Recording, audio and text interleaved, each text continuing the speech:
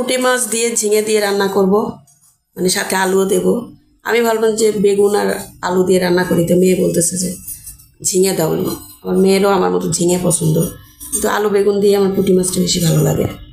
তো ঝিঙে দিয়ে রান্না করতেছি, মানে রান্না করব, তরকারি কাটতেছি। আর এখানে আছে পুঁই শাক, কালকে আনছিল, কিছুটা ভাজি করছিলাম। আর আজকে এটা হচ্ছে মসুর ডাল দিয়ে চচ্চড়ি করবো, এখনও কাটিনি, কাটা হয়নি। হ্যালো, আসসালামু আলাইকুম এভরিওয়ান, সবাই কেমন আছেন? আশা করছি ভালো আছেন। আমি আলহামদুলিল্লাহ ভালো আছি।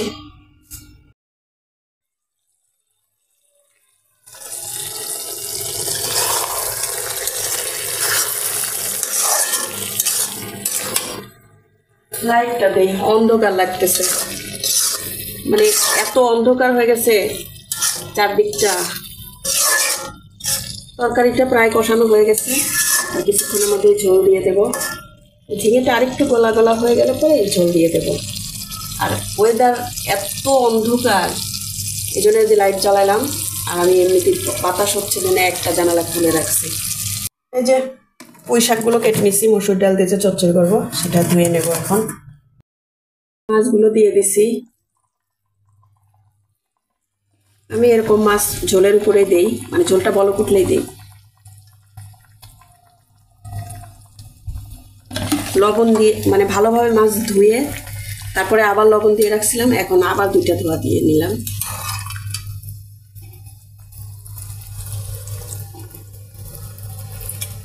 এখন আবার ঢেকে দেব, ভালোভাবে বলক উঠুক, মাছটা একটু সিদ্ধ হোক, তারপরে ঝোল টেনে গেলে নামিয়ে ফেলবো।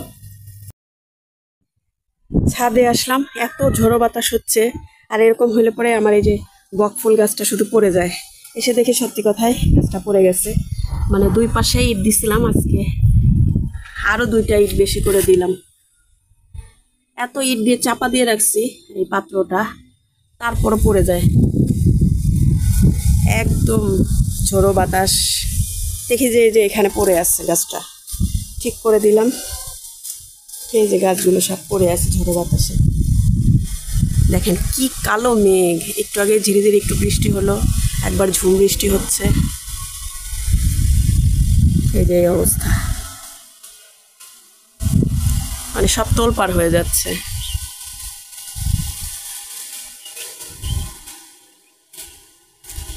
আর দুঃখের বিষয়, আমার ক্যাকটাসগুলো এতদিন শেডে রাখছিলাম, আর এই 3 দিন আগে একটু বৃষ্টি কম দেখে ভাবলাম আর বৃষ্টি হবে না, আবার আমি নিয়ে আসছি, এখানে দিচ্ছি। আর এই যে এটা পচে গেল, এটা পচে গেল। এখানে আমার স্টেপিলিয়াগুলো এই যে পচে গেছে, বোঝা যাচ্ছে কিনা, এই যে পচে গেছে। এখানে যে এইগুলোই আছে, এখন আবার একে সেরে দিতে হবে। এগুলো ঠিক আছে, এগুলো ঠিক আছে, এটা ঠিক আছে, এটাও ঠিক আছে। স্টেপিলিয়াই বেশি তাড়াতাড়ি, যে এগুলো এটা পচে যায়, এগুলো তো ঠিক আছে। এখন এগুলোকে আবার সেটে নিতে হবে। এই যে স্টেপিলিয়া এখানে আরও আছে, এই যে পচে গেছে। এগুলো বৃষ্টির পানি বা বেশি পানি সহ্য করতে পারে না। এগুলো, এই স্টেপিলিয়াগুলোও দেখতেছি পচে গেছে। আরও দেখাচ্ছি, দাঁড়ান। এই যে, এই যে পচে গেছে, এই যে দেখাচ্ছি, এই যে পচে গেছে। এটা আর এক জাতের স্টেপিলিয়া, খুব সুন্দর ফুল ফোটে। আর এটা তো পিনাট ক্যাকটাস। যাই হোক, এই যে এগুলো পচে গেছে। এর আগে পচা শুরু হয়েছিল, তারপর সেরে রাখছিলাম, ভালোই ছিল। আমি আবার 3 দিন আগে দিছি, আর পরশু রাত থেকে, মাঝরাত থেকে আবার বৃষ্টি। আমি সময় করে উঠতে পারিনি, এতগুলো গাছ টেনে নিয়ে আবার সিঁড়ি ঘরে রাখা।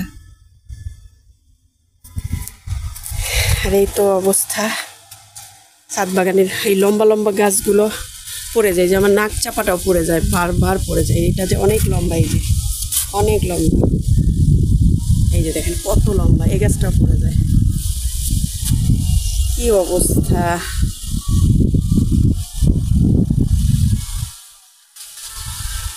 ঘন কালো মেঘ, ওই যে বৃষ্টি চলে আসতেছে আবার। এই যে আবার গুড়ি গুড়ি পড়তেছে। নিচের চুলায় তরকারি বসায় আসছি, চলে যাই। আর আপনাদের দুপুরবেলায় আমার এটা কি বলে, এডেনিয়াম ডাবল, এই যে ডাবল পাপড়িটা ফুটছে, এটা শুভেচ্ছা নিয়ে নেন শুভ দুপুরে। খুব সুন্দর একটা মিষ্টি কালার, অসম্ভব ভালো লাগে কালারটা। এখনও মানে পুরোপুরি যে এইটা এখনও ফোটা বাকি, এটা ফুটলে আরও ভালো লাগবে, ডাবল প্যাটার্নটা বোঝা যাবে। নিচে যাই, কি অবস্থা শুরু হয়েছে বাতাসে।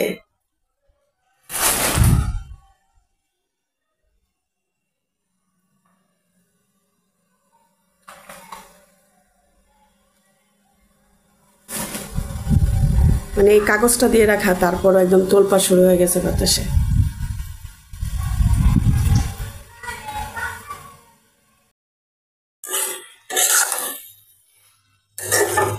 পুঁই শাক ডাল চচ্চড়িটা কষায় নিচ্ছি।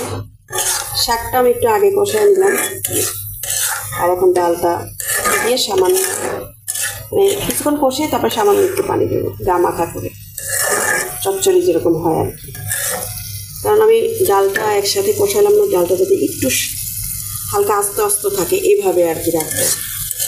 আগের থেকে যদি ডালটা কষায় নিতাম তাহলে শাকের সাথে যদি কষাতাম তাহলে ডালটা বেশি গলে যেত, এটা ভালো লাগে না। পুঁই শাক দিয়ে মসুরের ডালের চচ্চড়িটা হয়ে গেছে।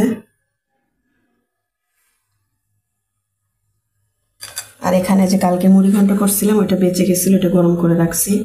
তাছাড়া ফ্রিজে কালকে যে পুঁই শাক ভাজি করছিলাম সেটাও আছে। আর এই যে ঝিঙে আলু দিয়ে পুঁটি মাছ রান্নাটাও হয়ে গেছে। আজকে রান্নাগুলো কেমন হলো, আজকে ব্লগটা কেমন লাগলো সবাই কমেন্ট করে জানাবেন। নতুন নতুন ব্লগ পেতে আমার সাথেই থাকবেন, আমার ইউটিউব চ্যানেলটা সাবস্ক্রাইব করে দেবেন, আমার ফেসবুক পেজটা ফলো করে লাইক কমেন্ট শেয়ার করে পাশে থাকবেন নিত্য নতুন ব্লগ পেতে। আজকের মতো এই পর্যন্তই, আল্লাহ হাফেজ।